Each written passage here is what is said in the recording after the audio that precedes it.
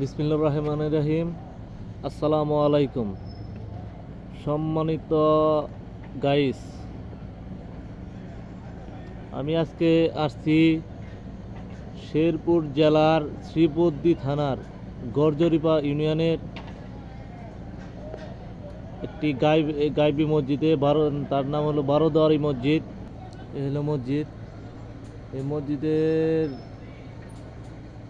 বৈশিষ্ট্য হলো 12টা দরজা আছে, এই জন্যই বারোদুয়ারি মসজিদ। যখন মসজিদটা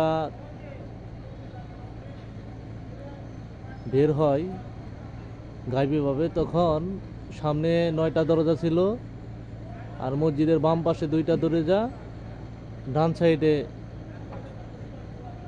একটা দরজা, এই মোট 12টা দরজা।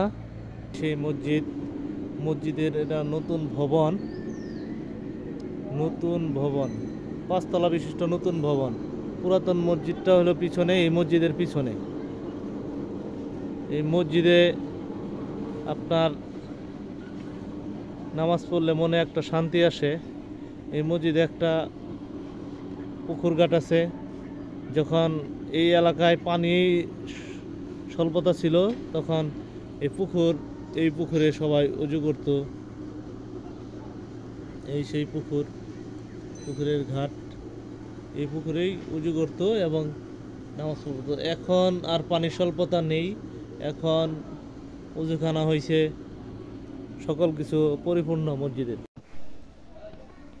এই সেই পুরাতন মসজিদের ভবন, বারোদুয়ারি মসজিদ।